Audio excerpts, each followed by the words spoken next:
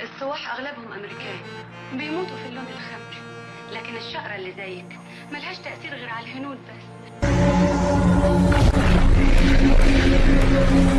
بدأ حياته في عالم السينما حين أسند إليه المخرج بركات دور مهم في فيلم المليونيرة الصغيرة عام 1948.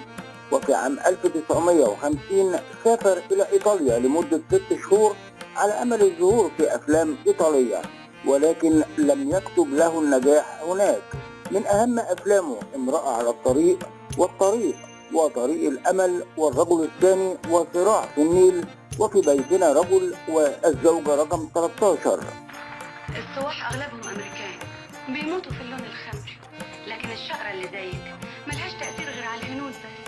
يا حبيبتي مفيش حد يفضل البلح الأمهات اللي وقته بقرشين عن التفاح الأمريكاني اللي وقته ب2 جنيه.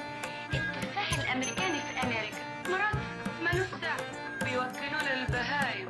والدته كانت من أصول إيطالية ووالده مصري. عمل والده ضابط شرطة، وكان طبيعة عمله التنقل والسفر دائما، ولكنه انفصل عن والدته فانتقل رشدي أباظة في طفولته وعاش مع جدته من والده، وعندما وصل إلى مرحلة الشباب انتقل للعيش في القاهرة مع والدته. كان رشدي أباظة وسيم، وكان شخص رياضي وبطل ملاكمة وكمال أجسام. كان من المفترض أن يلتحق بكلية الطيران، ولكن عشقه للغات جعله يلتحق بكلية سان مارك، ولم يكن يخطط أن يصبح ممثل، فكان يود أن يصبح ضابط بحري. ولكن كانت نقطة التحول في حياته عندما شاهده المخرج أحمد بدرخان، اقترح عليه أن يمثل بحكم وسمته، ولأن الفن كان آنذاك شيء غير مرغوب فيه. كانت هناك قطيعة بين رشدي ووالده الذي رفض عمله في التمثيل، وتدخل الكثير من أفراد العائلة بمحاولات للصلح بينهم، ولكن ظلت القطيعة لمدة 10 سنوات. وعندما كانت خطوبة شقيقته رجاء تدخل الوسطاء للصلح، وبالفعل تحدث إليه والده وطلب منه حضوره حفل خطوبة شقيقته. وعندما وصل المنزل ركع أمام والده وطلب منه أن يعفو عنه. في أحد اللقاءات مع أخت الفنانة رشدي أباظة تحدثت عن علاقته بالفنانة كاميليا، وكيف تعرض إلى الأذى من قبل الملك فاروق بسببها، وقالت: بالفعل أخويا كان بيحب كاميليا لدرجة أنه استهان بتهديد الملك فاروق له بالقتل، وقال له: اللي تقدر تعمله اعمله. وكان من الممكن أن ينفذ تهديده، ولكنه خاف من عائلة رشدي ووزنها على الصعيد الاجتماعي والسياسي. وعندما تزوج من تحية كاريوكا فرح الملك كثيرا، لأنه ضمن ابتعاده عن معشوقته كاميليا. تزوج الفنان المصري رشدي أباظة أكثر من مرة.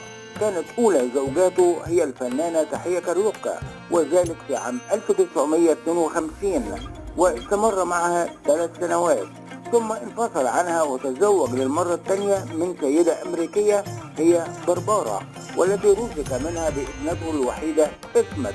وقد كان انفصال تحية كاريوكا ورشدي أباظة خبر صادم، تصدر الصحف والمجلات وقتها بسبب ضبط تحية له وهو مع فتاة فرنسية في أحد الملاهي الليلية في لبنان، فقامت تحية بجذب الفتاة من شعرها وضربتها وطلبت الطلاق منه. قصة حب جمعت بين الفنانة رشدي أباظة والفنانة سامية جمال بعد أن قدمت معه بطولة فيلم الرجل الثاني، وأثناء ذلك الوقت كان رشدي متزوج من السيدة الأمريكية والدة ابنته. سافر الثنائي معا لحضور حفل عرض الفيلم لأول مرة، وهنا بدأت تنتشر أخبار حول علاقتهم من خلال الصحف والمجلات.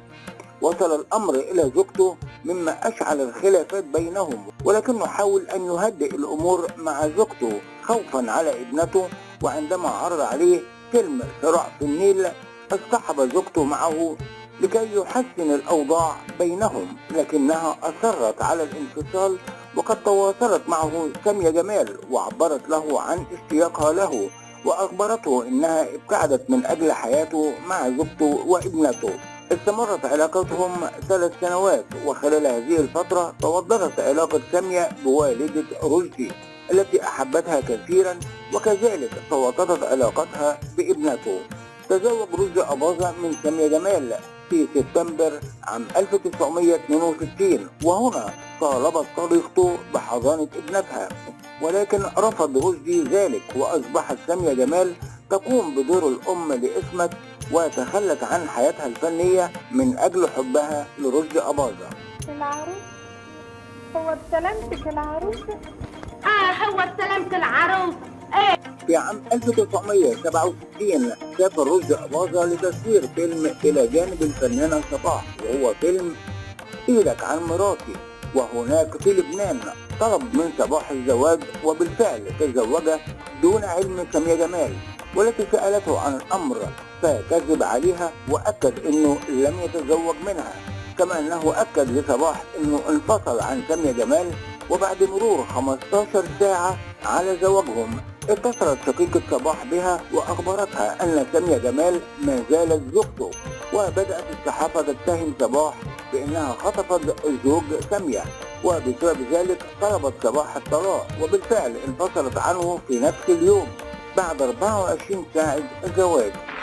السواح أغلبهم أمريكان بيموتوا في اللون الخمري، لكن الشقرة اللي زيك ملهاش تأثير غير على الهنود بس. يا حبيبتي مفيش حد يفضل البلح الأمهات اللي وقته بقرشين عن التفاح الأمريكاني اللي وقته ب2 جنيه. التفاح الأمريكاني في أمريكا مرطب ملوش سعر.